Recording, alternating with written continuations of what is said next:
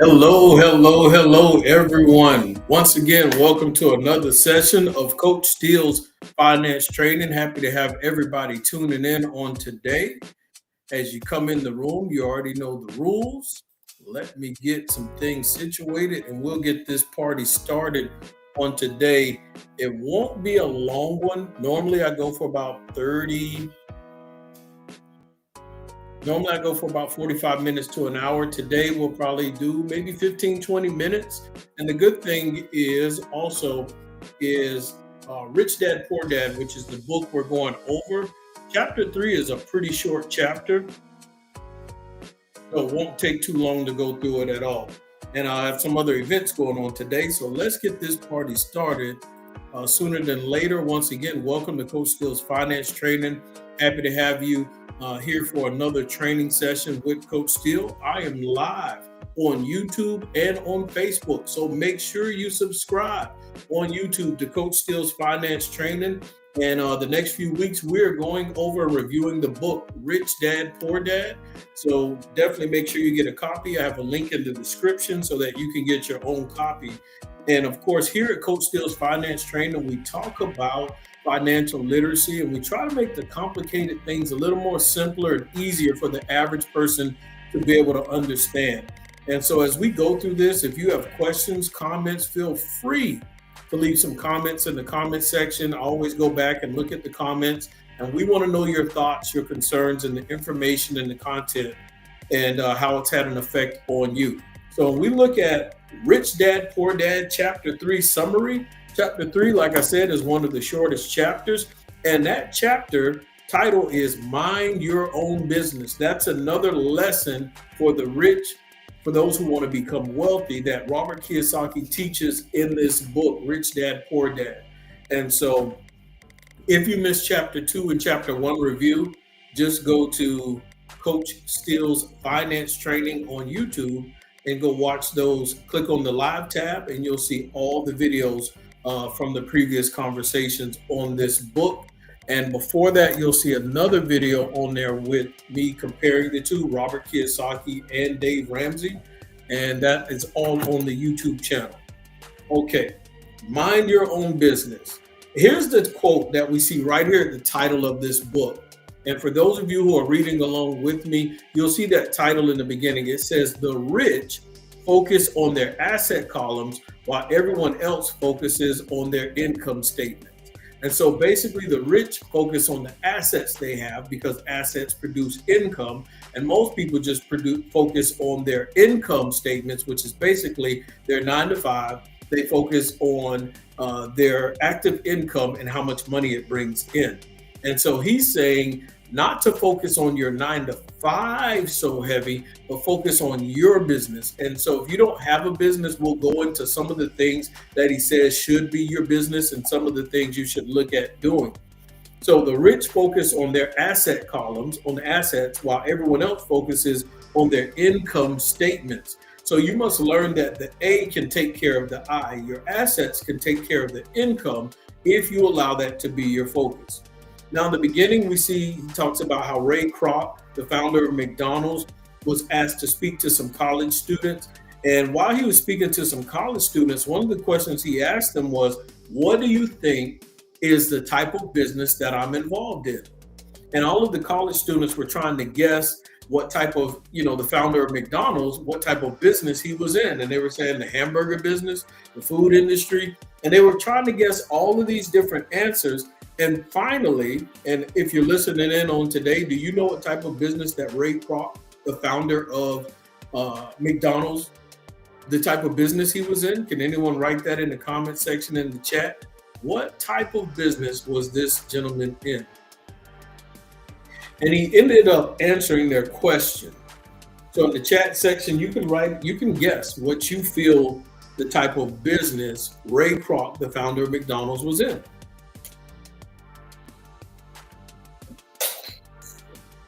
Want to say shout out and good morning to Mr. Tony Sherman tuning in to Coach Steele's Finance Training on today.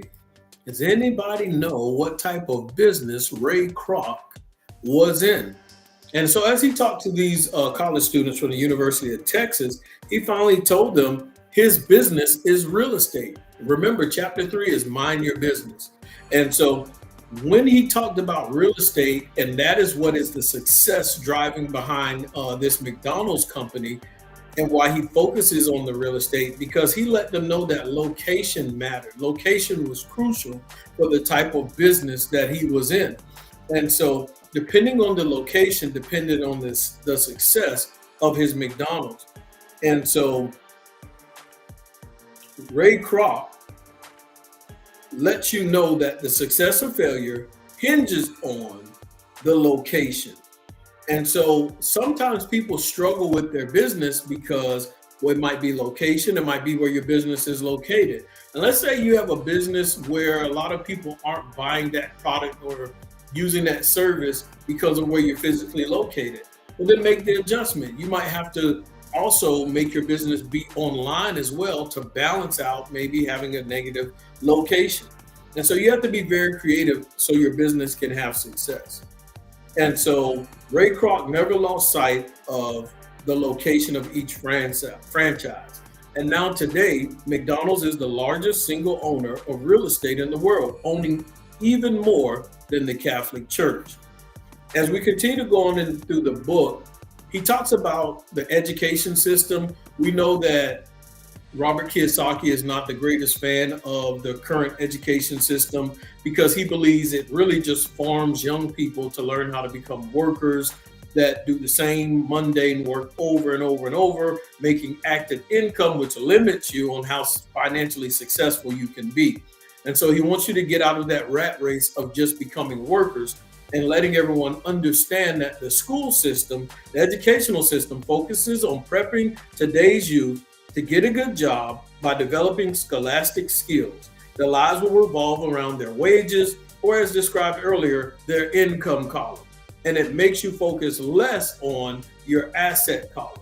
And so Robert Kiyosaki wants you to be creative in what we'll eventually see later on in the book. Use your 9-to-5, use that active income to acquire assets, and let that asset become the business that you dedicate your focus, your mind, and your heart to minding that business.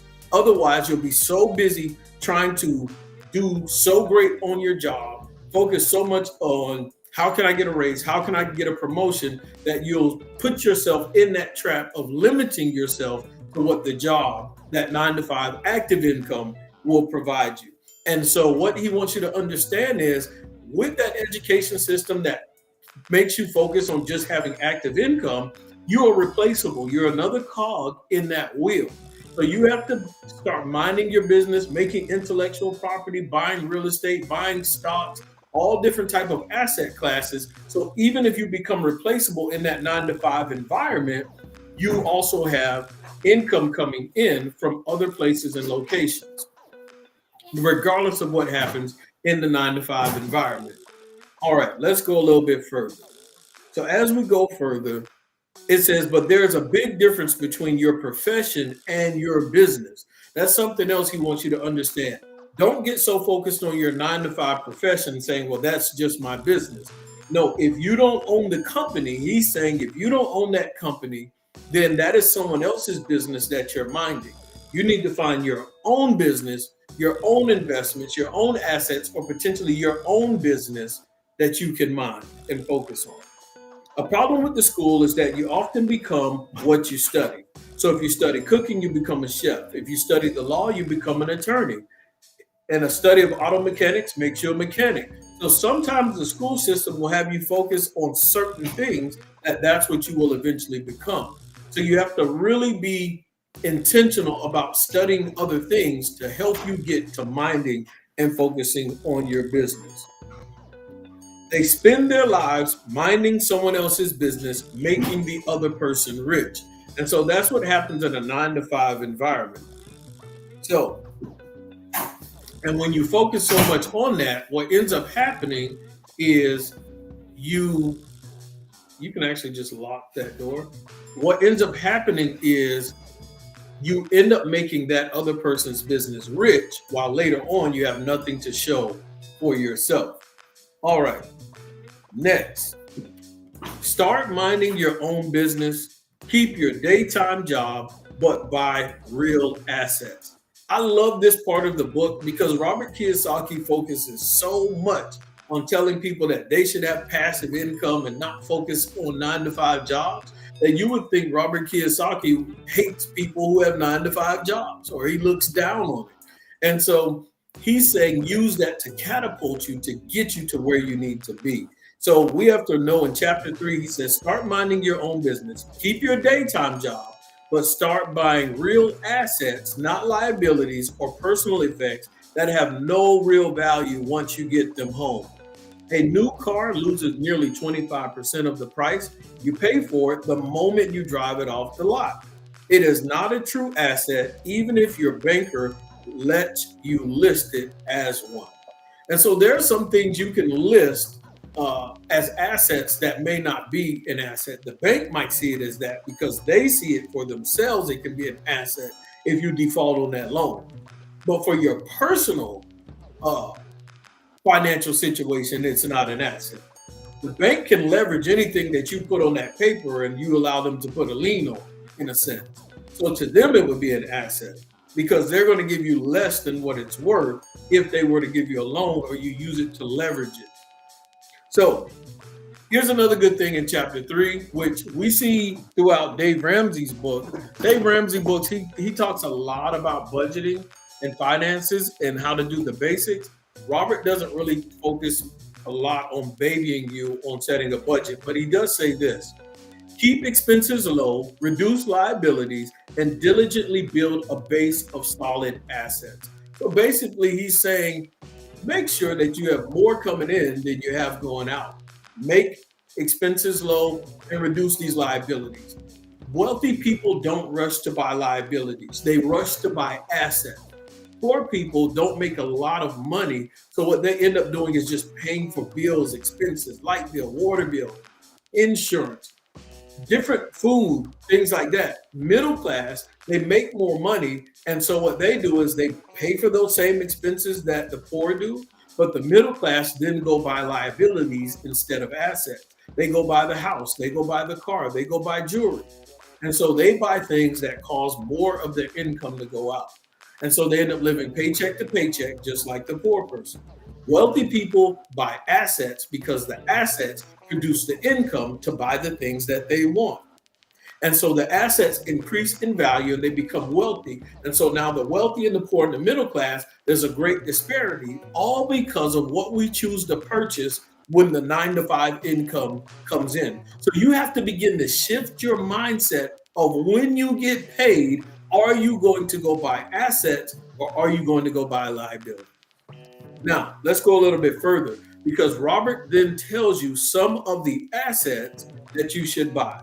Businesses that do not require my presence. That's what he likes. Businesses where he does not physically have to be there to make the moolah.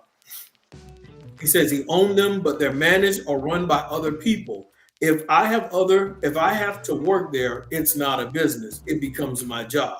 Stocks, bonds, income generating real estate, notes, IOUs, royalties from intellectual property, such as music, scripts, patents, anything that has value, produces income or appreciates, and has a ready market. So those are some of the things you can look at for acquiring assets. He says, as a young boy, my educated dad encouraged me to find a safe job, but my rich dad encouraged me to begin acquiring assets that I love. If you don't love it, you won't take care of it. Robert collects real estate simply because he loves buildings and land. He says he loves shopping for them. He can look for them all day. And so you have to find assets that you love, things that you can understand. It'll make you more prone to be aggressive about acquiring more of what you actually can understand. When problems arise, the problems aren't so bad that changes his love for real estate. For people who hate real estate, he says you shouldn't buy it. And so you have to know the downsides of real estate and the upsides, and I'll get into that another day. And Robert also says he likes buying companies, but he likes buying startup companies. And he has a strategy. So you should have a strategy when it comes to acquiring assets. With small companies, his investment strategy is to be out of that stock or that company in about a year. Now with real estate, he says he likes to start small and trade up for bigger properties, 1031 exchanges, and eventually he likes to sell the property after about 7 years. So as you read this book, you'll see where Robert gets in how he had some 9-to-5 jobs, and he would use those 9-to-5 jobs to acquire more assets. And so once again, he reiterates the point of minding your business. And also he does bring home a good point. When you do create businesses and you dive into entrepreneurship, he lets you know 9 out of 10 companies fail in 5 years. Of those that survive the first 5 years, 9 out of 10 of those eventually will fail as well. So only if you really have the desire to own your own company does he recommend starting your own business. Otherwise, keep your day job and mind your own business. So in other words, if you want to own your own company, you need certain skills of discipline, persistence, and being consistent, because you have to stay locked in, because most businesses don't have success. Once again, it goes back to financing, location, budgeting, preparing yourself for the ups and downs. So as you're tuning in to Coach Steele's Finance Training on today, like I said, normally we go about an hour. Today, we're probably going to be done in about 25 minutes. I appreciate each and every person as you tune in, and we're going through this book, Rich Dad, Poor Dad. Make sure you subscribe to the YouTube channel and catch up on chapter 1 and chapter 2 that we went over, so you can stay abreast of what we have going on. Shout out to Takara Nicole, Pastor Takara Nicole with Life at the Well Ministries. And of course, we do have an event coming up August 9th. So August 9th, make sure you go to Pastor Takara Nicole's Facebook page, and you'll see the link for that event on August 9th. I pray, I plan, and execute. I'll be one of the guest speakers there on the panel, and we're going to have an awesome time talking about business, planning, and preparing so that we can execute, and also talking about finances. And if you like talking about money, definitely come to that August 9th event. So make sure you go ahead and register today. Don't delay. All right. So minding your own business. When Robert says mind your own business, he means to build and keep your asset column strong. You have to continue to build that asset column. In other words, don't let it be a one-time thing. Let it become just like breathing. It's just something that you do. So once a dollar goes into it, it never leaves out. Ooh, that's deep right there, and I wish I could go further. The dollar goes into your asset column and it becomes your employee.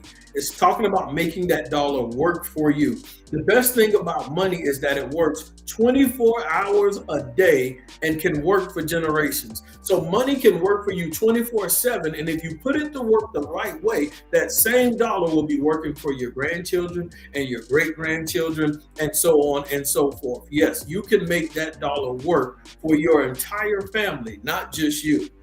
So I want to go deeper there, but I do want you to know that when you buy the right assets at the right time in the right location, and you begin to make this a habit, just like breathing, these dollars and the power of the dollar, that same concept of having it stay in that same circle, you need to have that same mindset about people and who you do business with. And so when you do the same business and you partner with the right people, you can keep that dollar in your circle. But that's a conversation for another day. The poor in the middle class often buy luxury items like big houses, diamonds, furs, jewelry, or boats, so the dollar leaves out quick. The poor in the middle class buy luxuries with their own sweat, blood, and children's inheritance. A true luxury is a reward for investing in and developing a real asset. And so, in other words, buy assets to buy the luxury items. Don't use your income, your 9-to-5 income, to buy that stuff. Be creative in how you acquire your luxury items or the things that you desire. And so he does give an example about how he and his wife bought some real estate so that they could afford the monthly payments on the car that they wanted to buy for their wife. And so basically, when they acquire assets, they reward themselves with luxury items because the asset will pay for it. It's that same concept over and over. Towards the end, it says, after you've taken time and invested in and built your own business, because remember, this is about mind your own business, you are now ready to learn the biggest secret of the rich, the secret that puts the rich way ahead of the pack. And he's talking about chapter 4, and we'll get on chapter 4 next week. And some of the questions that I want you all to answer in the comment section, and I'm going to go back and look at your answers. Here's question 1. And if you need to pause it after I write it so you can write in your answer in the chat, do that as well. What is your profession and what is your business and how do they differ? What's your profession and what's the business you need to mind? The second question, are the assets you're acquiring the type that you love? If not, how can you change that? And the last one, what is a time you bought a luxury that your cash flow couldn't justify? In other words, you didn't go acquire an asset, you bought a luxury that financially you really shouldn't have been able to do or shouldn't have done because it ate up a lot of your cash flow and might have put you in a bad spot. What is a time you did so when you did it, what is the time you did so when it could justify the purchase? Compare how you felt in the two situations, both at the moment of purchase and later. So those are the 3 questions I have for you. I appreciate everybody tuning in to Coach Steele's Finance Training on today as we talk about Rich Dad, Poor Dad, Robert Kiyosaki, chapter number 3, Mind Your Business. We had an awesome time on this morning. Make sure you subscribe to the YouTube channel. And other than that, be blessed. Have a great day. I'm excited. I'm having my youngest son's graduation celebration at the house. We have a lot of people coming over. And so other than that, you all have a great day and stay tuned for next week.